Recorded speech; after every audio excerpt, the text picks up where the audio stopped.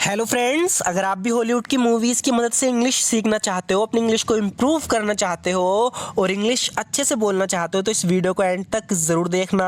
आपको बहुत कुछ सीखने को मिलेगा। सो फ्रेंड्स, बिना किसी देरी के शुरू करते हैं आज की वीडियो और देखते हैं आज का अपना पहला सेंटेंस। सो फ्रेंड्स, यहाँ पर ये बोल रहा है कि उसने कहा वो तुम्हें पैसे देगा और तुम उसके झांसे में आ गए। सो फ्रेंड्स, यहाँ पर इस लड़के को किसी ने पैसे का लालच देकर कोई गलत काम करवा लिया और इसे पैसे भी नहीं दिए। तो यहाँ पर इसे डांट रहा है, कह रहा है कि उसने कहा वो तुम्हें पैसे देगा और तुम उसके झांसे में आ गए। सो फ्रेंड्स, यहाँ पर एक फ्रेजल वर्ब का यूज़ होगा, थोड़ा ध्यान से देखना है। इसकी इंग्लिश होगी he said he would give you money. उसने कहा वो तुम्हें पैसे देगा। तो ध्यान रखना, जब भी सेड आ जाए यानी पास्ट में बात चल रही है, इसलिए हम विल के यूज़ नहीं करेंगे, विल की जगह वुड का यूज़ होता है।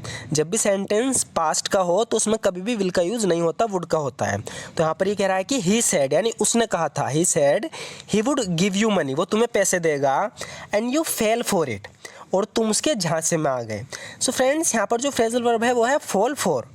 फॉल फॉर का मतलब होता है कि किसी की बात पर यकीन कर लेना, किसी की झूठी बात पर या कोई मजाक में कोई बात कही उस पर यकीन कर लेना, किसी की झूठी बात पर यकीन कर लेना, इसके लिए हम यूज़ करते हैं फॉल फॉर का। तो इस लड़के के साथ भी ऐसा हुआ, किसी ने इसे पैसे का लालच देकर इससे कोई काम करवा लिया कि भाई मैं तुझे पैसे दूंगा, तो इसने वो काम गलत कर दिया। तो यहाँ पर ही कह रहा है कि he said he would give you money, उसने कहा वो तुम्हें पैसे देगा, and you fail for it, और तुम उसके झांसे में आ गए यानी उसकी बात पर यकीन कर लिया। तुम इतने मूर्ख कैसे हो सकते हो? How could you be so stupid? How could you be so stupid यानी तुम इतने स्टूपिड, इतने मूर्ख कैसे हो सकते हो? How could you be so stupid. तुम मेरे सबसे भरोसेमंद दोस्त हो। यहाँ पर इससे कह रहा है कि you are the most reliable friend I have.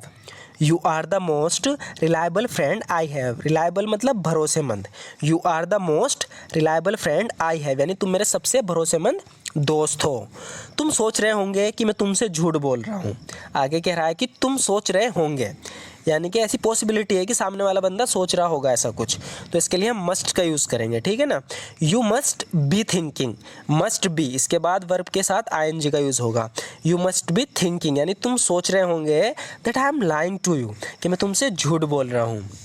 मुझे घर के कुछ काम से बाहर जाना है। आगे इससे बता रहा है कि I have to go out for some house related work. I have to go out for some house related work यानी मुझे कुछ घर के काम से बाहर जाना है। मैं तुम्हें इंचार्ज छोड़ के जा रहा हूँ। जो ऑर्गेनाइजेशन है जिसे चलाते हैं, इसे यहाँ का इंचार्ज बना के जा रहा है, इंचार्ज छोड़ के जा रहा है, खुद कहीं जा रहा है। तो कह रहा है कि I am leaving you in charge. I am leaving you in charge यानी मैं तुम्हें इंचार्ज छोड़ के जा रहा हूँ। मेरे लौटने तक इंचार्ज तुम हो यानी इस ऑर्गेनाइजेशन के जब तक मैं हूँ तब तक इंचार्ज तुम हो। तो कह रहा है कि you are in charge until I return. Until I return यानी मेरे लौटने तक, जब तक मैं लौटूँ यू आर इंचार्ज, तुम इंचार्ज हो। मेरी कार रास्ते में ख़राब हो गई थी। तो किसी से बता रही है कि my car broke down on the way. मैंने कई बार बताया ब्रेक डाउन मतलब ख़राब हो जाना, कोई मशीन जैसे कि कार। तो यहाँ पर किससे कह रही है कि my car broke down on the way, मेरी कार रास्ते में ख़राब हो गई थी। मुझे बस स्टॉप का रास्ता दिखा दो। तो इसे कहीं जाना है तो इसे बस स्टॉप का पता नहीं, तो किससे कह रही है कि show me the way to the bus stop. Show me the way to the bus stop यानी मुझे बस स्टॉप का रास्ता दिखा दो। Show me the way to the bus stop. मेरा डॉक्टर के साथ 11 बजे का अपॉइंटमेंट है। तो बता रही है कि 11 बजे तक मुझे डॉक्टर के पास पहुंचना है क्योंकि डॉक्टर के साथ 11 बजे का मेरा अपॉइंटमेंट है। तो इस इंग्लिश में बोलेंगे I have got an appointment at 11 o'clock with a doctor. I have got an appointment at 11 o'clock with a doctor यानी डॉक्टर के साथ मेरा 11 बजे का अपॉइंटमेंट है। क्या तुम प्लीज़ मुझे ड्राइव करके अस्पताल ले जा सकते हो? तो जिससे बात कर रही है उसके पास कार है, तो कह रही है कि ड्राइव करके यानी कार से मुझे वहाँ छोड़ सकते हो प्लीज़। तो कह रही है कि can you drive me please to the hospital. तो इसे हॉस्पिटल जाना है, कह रही है कि can you drive me please to the hospital. क्या तुम प्लीज़ मुझे ड्राइव करके अस्पताल ले जा सकते हो? प्लीज़ ना मत कहना। आगे बोल रही है कि please don't say no. Please don't say no यानी प्लीज़ ना मत कहना, प्लीज़ डोंट से नो। मैं तुम्हें वहाँ नहीं ले जा सकता। यहाँ पर ये कह रहा है कि well I can't drive you there. Well I can't drive you there, कह रहा है कि वेल मैं तुम्हें वहाँ नहीं ले जा सकता। Well I can't drive you there, लेकिन मैं तुम्हें बस स्टॉप तक ले जा सकता हूँ, क्योंकि जहाँ कोई जा रहा है हमारे रास्ते में बस स्टॉप पड़ता है, तो कह रहा है कि but I can take you as far as the bus stop. तो ध्यान रखना, बस स्टॉप तक ले जा सकता हूँ, तो इसके लिए मीन्स करेंगे as far as the bus stop, यानी but I can take you as far as the bus stop, लेकिन मैं तुम्हें बस स्टॉप तक ले जा सकता हूँ। तुम चाहो तो वहाँ से बस ले सकती हो। You can take a bus from there if you want. You can take a bus from there if you want, यानी अगर तुम चाहो तो वहाँ से बस ले सकती हो। You can take a bus from there if you want. Concert छोटा था, हालांकि था बहुत अच्छा। तो ये दोनों किसी कार्यक्रम में गए थे, किसी कॉन्सर्ट में गए थे, तो उसके बारे में बता रही है कि द कॉन्सर्ट वो शॉर्ट, जो कॉन्सर्ट था वो छोटा था। द कॉन्सर्ट वो शॉर्ट, हाउएवर, हालांकि, इट वॉज वेरी गुड, था बहुत अच्छा। तो हालांकि के लिए हमने यूज़ किया है हाउएवर का। तो यहाँ पर कह रही है कि द कॉन्सर्ट वो short, however it was very good. जो कार्यक्रम था, जो कॉन्सर्ट था वो छोटा था, हालांकि था बहुत अच्छा। काश ये इस तरह ख़त्म नहीं होता जैसे हुआ, यानी जिस तरीके से कॉन्सर्ट ख़त्म हुआ काश ऐसे ख़त्म ना होता। कह रही है कि I wish it hadn't ended as it did. I wish it hadn't ended as it did. काश ये इस तरह से ख़त्म ना होता जैसे हुआ। धीरे धीरे ठंडक बढ़ रही है, तो इन्हें ठंड लगने लगी तो कह रही है कि it's gradually getting colder. It's gradually getting colder, यानी धीरे धीरे ठंडक बढ़ रही है। It's gradually getting colder. मुझसे ये ठंडा मौसम बर्दाश्त नहीं हो रहा। सो फ्रेंड्स, बर्दाश्त नहीं हो रहा, बर्दाश्त करना, इसके लिए हम एक फ्रेजल वर्ब का यूज़ करते हैं put up with.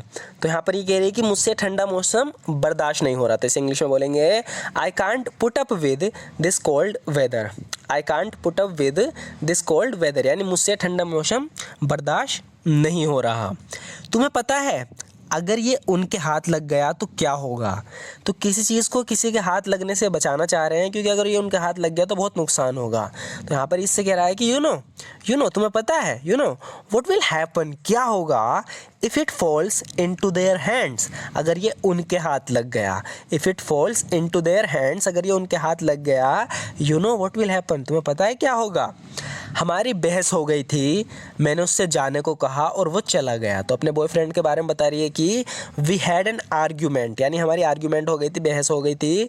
We had an argument, I told him to go, he went, मैंने उससे जाने को कहा और वो चला गया। We had an argument, I told him to go, he went, हमारी बहस हो गई थी, मैंने उससे जाने को कहा, वो चला गया। जब मैं काम से वापस आई तो घर पर कोई नहीं था, इस तरीके से हम बताते हैं ना। तो इसे इंग्लिश में बोलेंगे when I came back from work no one was at home. When I came back from work, यानी जब मैं काम से वापस आई, कैम बैक किया मैंने, no one was at home, घर पर कोई नहीं था। चलो चलकर पार्टी वार्टी करते हैं, इस तरीके से हम बोलते हैं ना पार्टी वार्टी।